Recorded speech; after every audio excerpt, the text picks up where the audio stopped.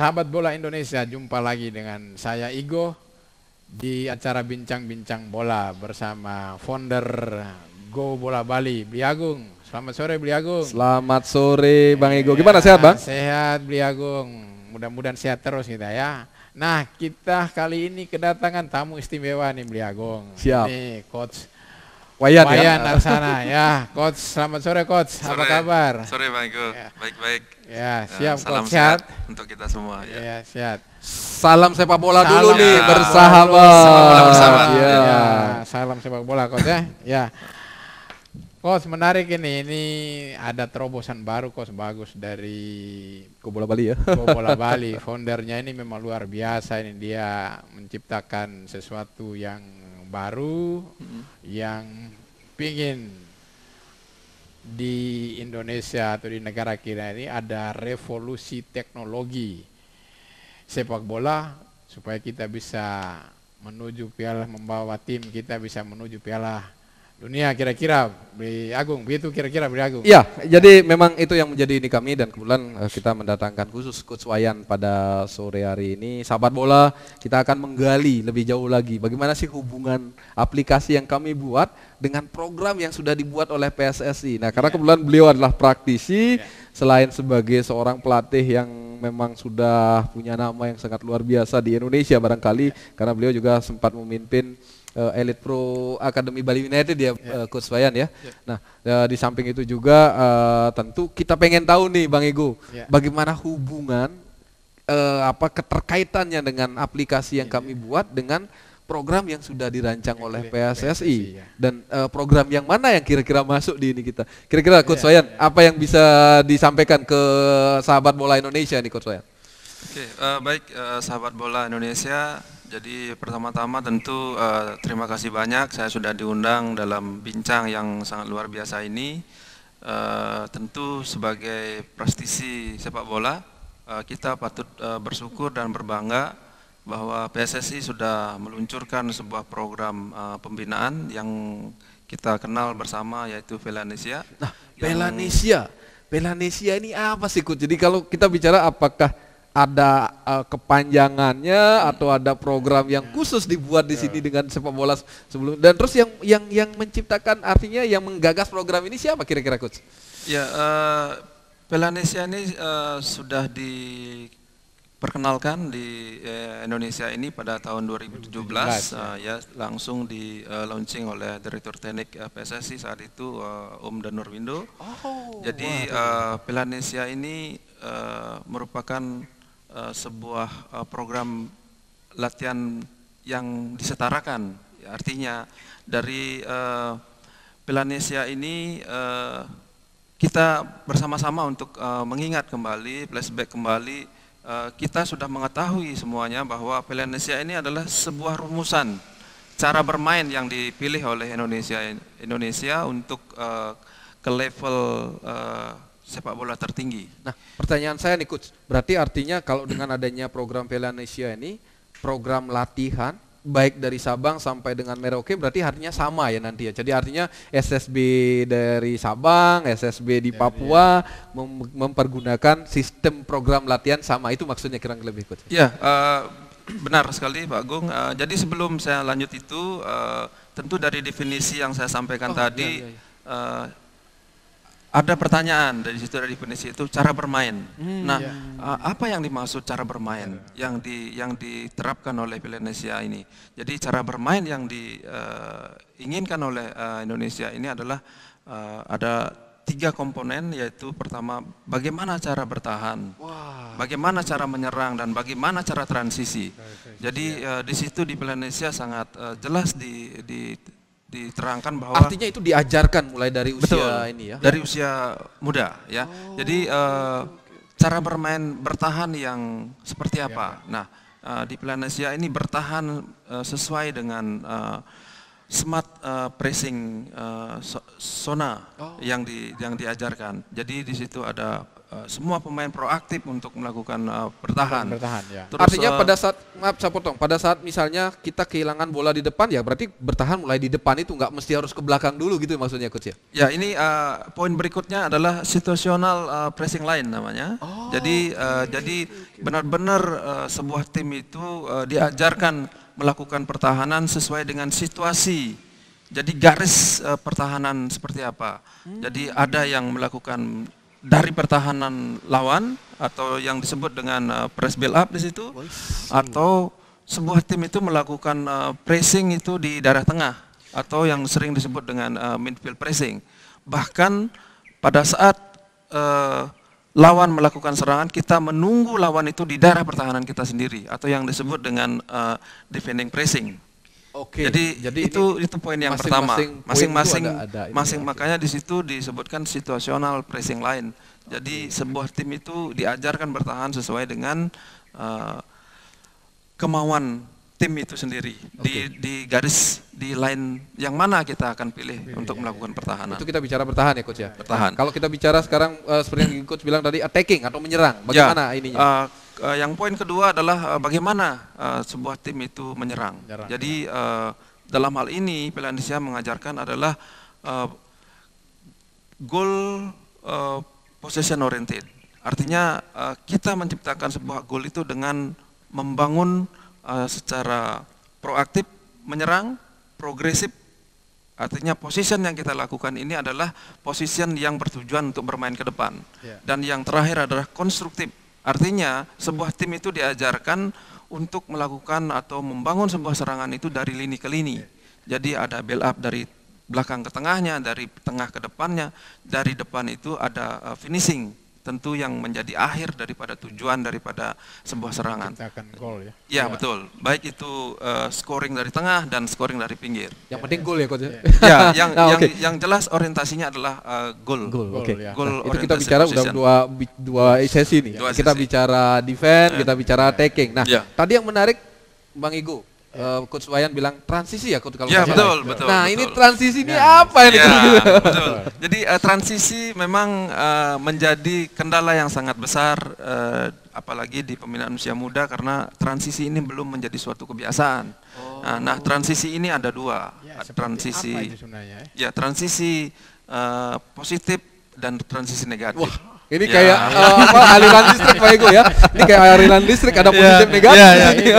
Jadi transisi negatif yang pertama kita pengen bahas adalah perubahan dari menyerang ke bertahan. Menyerang ke bertahan, ya. Menyerang Ke ke bertahan. Nah, Wah, ini sering disebut transisi negatif. itu negatif, kira-kira bisa dilakukan oleh seorang pemain coach. Artinya Harus, sebuah tim gitu. seharusnya Bisa. menjadi kebiasaan.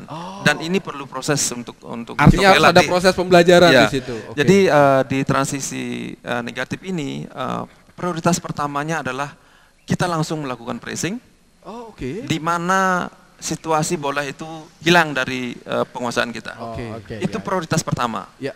Prioritas kedua, Artinya bertahan itu dari saat bola hilang ya, Bola di hilang. Dari saat manapun bola ada. hilang. Oke. Makanya Jadi kita seluruh Bang Igo, pemain, jadi kita nggak perlu menunggu begitu lawan dapat bola kita menunggu di rumah ya, kita. Jadi ya. kalau kita kehilangan bola di depan, Langsung, ya. pressing di ya, depan. Oke. itu lanjut. prioritas pertama. Jadi Oke, melakukan oke. Itu yang pressing. negatif ya coach ya? Yang negatif. Oke. Jadi melakukan pressing di tempat kita kehilangan bola. Artinya secara otomatis pemain-pemain kita sudah mempres semua lawan-lawan, hampir semua lawan lah ya boleh dibilang yang akan kemungkinan untuk mendapatkan bola kan gitu. Ya betul. Oke. Yang prioritasnya adalah kita pengen merebut bola itu Merebut kembali bola, ya. secepat mungkin. Oke. Itu prioritas pertama. Prioritas kedua, seandainya kita tidak bisa melakukan langsung pressing, kita harus mereorganisasi sebuah pertahanan untuk melakukan press build up. Wah, ini semakin Ya, jadi menarik itu ini. Ya. Jadi itu dua poin yang Kita bicara transisi ya. ya. Oke. Jadi satunya lagi adalah transisi positif. Positif ya. Jadi perubahan dari bertahan ke menyerang. Jadi Perubahan dari bertahan ke menyerang. Wah, itu Ya. harus mempunyai, ya kembali lagi Bang Igo seperti yang saya bicara tadi itu harus kecepatan dalam mengambil sebuah keputusan Ya, itu untuk pemain. artinya ketika itu kita yang menguasai bola ya. Bertahan ke menyerang. Iya, Ya. iya. Jadi pada saat tim kita bertahan, begitu sukses melakukan pressing, merebut bola itu kembali, Nah inilah yang dinamakan transisi positif.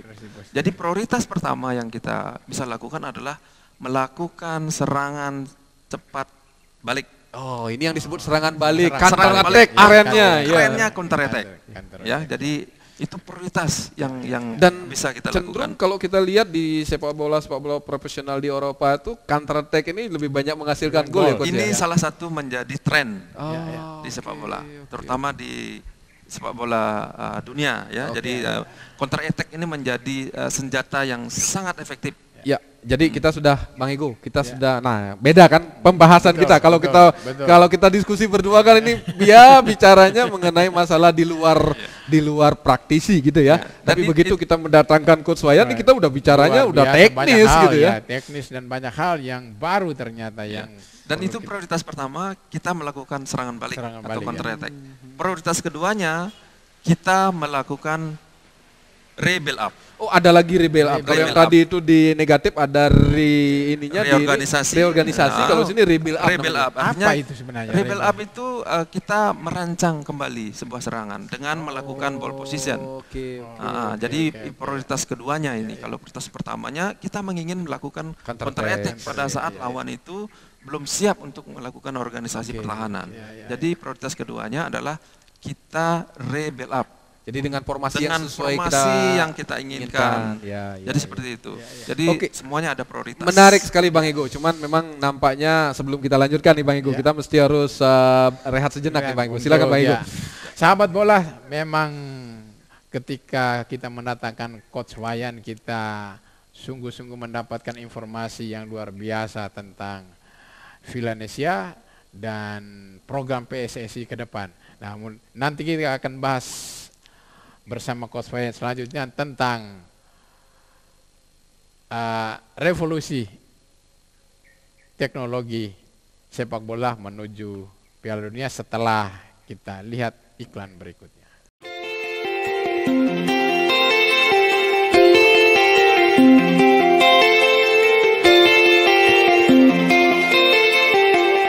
Buat kerjasama dengan operator liga di masing-masing negara. Nah, nantinya ke depannya kita menginginkan peserta ini minimal dari juara-juara liga di masing-masing negara tersebut. Since 2016, Go Bola Bali continuously have held an annual event of International Football Championship, IFC. IFC is the only international football competition which use players' fundamental skill as the main indicator of the match. The goals for me, I think, is the principal for the kids is will be happy in the tournament in the island and live a very big experience. Go Bola Bali also do the video live streaming documentation during the event. We serve you good services in accommodation, food and transportation. Welcome and join us in International Football Championship 2020. We're waiting for you in Paradise Islands of Bali. Sahabat bola Indonesia, kembali kita masih bersama Coach Wayan Arsana. Kita akan berbincang kembali tentang Villanesia ya. Villanesia. Dan hubungannya dengan aplikasi yang sudah kita betul punya sekali ya. Beli Agung. Nah itu sebenarnya yang kita inginkan, bagaimana apakah korelasi dan memang yang disiapkan oleh Go Bola Bali ini ya siapa tahu bisa diadopsi oleh PSSI misalnya. Bisa disinergikan nih Bang Ajat. ya. Oke, Coach Wayan, jadi kalau kita bicara lebih mendalam lagi, begitu banyaknya begitu bagusnya program yang sudah dibuat oleh PSSI tentunya ya. Kalau itu bisa berjalan Bang, wah tidak ada yang namanya mimpi Indonesia masuk Piala Dunia. Ya. Nah, cuman pertanyaannya Bang Coach Wayan, untuk melakukan ini kan perlu ada proses ya, tentu dalam hal ini ada tahapan-tahapannya. Bagaimana tahapan pembinaan itu Coach Wayan di Villanesia-nya? Mungkin bisa dijelaskan Coach Wayan. Ya, tadi Pak Agung sempat menyinggung, jadi di Villanesia itu ada fase-fase. Nah, fase-fase pembinaan sesuai dengan kelompok umur. Ya. Itu artinya di Villanesia ini sangat jelas dipaparkan bahwa setiap program yang dibuat itu memang benar-benar sesuai dengan kelompok umur. Nah, di Villanesia itu kita ketahui bersama bahwa ada beberapa fase yang dijelaskan di situ. Yang pertama adalah fase kegembiraan. Nah, di kelompok umurnya itu adalah 6 sampai 9 tahun. 9 tahun ya. Jadi metodenya adalah main, belajar, main. Jadi dari situ saja sudah kita bisa lihat lebih banyak mainnya daripada belajarnya. Karena ini umur 6 sampai 9 tahun ini adalah masih anak-anak yang baru akan kita kenalkan. Dengan bola ya. Jadi bermainnya pun mereka masih 4 lawan 4 tanpa kiper. Ukuran lapangannya 20 kali 40. Nah, di sini fokusnya adalah pengenalan, artinya menyukai bola dulu. Bola dulu ya. Jadi biar anak-anak senang dengan bola dulu lah ya. Iya, betul. Oke. Jadi seperti itu. Nah, yang kedua ada fase pengembangan skill. Wah, Dari 10 ini sampai 13 tahun. ini udah masuk di ini kita nih Bang Igo. Ya. Ini pengembangan skill nih kayaknya nih ada apa nuansa-nuansa skill di sini ya. Oke, Ya, silakan. jadi fase pengembangan skill itu umur 10 sampai 13 tahun. 13 tahun ya. Jadi jadi metodenya adalah belajar, main, belajar. Oh, Nah, belajar, main, belajar. Nah, kalau yang tadi main, belajar, main. Beda loh, Bang. Ya, betul. Beda tujuan loh itu, Bang. Nah, kenapa metode ini belajar, main, belajar? Karena di fase pengembangan skill ini di usia 10 sampai 13 tahun ini sering orang bilang adalah the golden age of learning. Nah, Persis ya, itu seperti yang kita pertanyaannya. bicarakan. Ya. The golden age di situ ya. Nah, itu artinya Usia, di ya. fase ini adalah usia emas ataupun usia terbaik untuk belajar aksi-aksi daripada sepak bola itu sendiri. Oke. Nah, di sini sudah dikemas dalam game 7 lawan 7 dengan ukuran lapangan 40 kali 60. Nah, fokus yang diajarkan di fase ini adalah strike the ball seperti jadi yang kalau kita bicara fundamentalnya lah yang di sini ya. Jadi bagaimana Jadi anak-anak betul, itu betul. benar-benar kuat di fundamental dulu ya, Coach ya. Di Oke. basic skill. Basic Ya, skill, jadi, oke. Ini Jadi di usia itu ini adalah 10 usia sampai yang 13 itu ya. sangat baik untuk Selain basic diajarkan. skill mungkin kita juga bisa melihat visinya mereka bermain bola Iya, juga ya, Coach ya di betul, situ ya. betul, Oke. betul. Jadi ini Itu yang di sangat- fase kedua ya, Coach ya. fase kedua. Jadi fase pengembangan skill. Pengembangan ya. skill ya. Jadi itu Yang yang fase ketiga fase pengembangan permainan. Oke. Fase pengembangan permainan. permainan. Nah, kalau yang Nah. tadi fase yang kedua itu belajar, nah sekarang udah mengembangkan permainan. Betul. Nah, itu apa aja isinya, Coach? Di sini fasenya adalah P3M namanya. Wih, P3 bukan PPKM ya, Ya, bukan. P3M. P3M. Oke. P3M. Apa itu, Coach? Yang pertama itu sudah ada passing exercise. Passing Jadi exercise. latihan passing. ya. Oke. Passing Itu ya. diawali dengan pemanasan mereka itu sudah melakukan latihan passing. Passing. Passing, Oke. ya, Yang ya. kedua ada position game. Position game. Jadi Oke. di position game itu anak-anak sudah diajarkan bermain sesuai dengan posisinya. Oke. Nah, sudah diarahkan apakah dia bermain sebagai gelandang bertahan, gelandang menyerang, back kanan, striker. back kiri.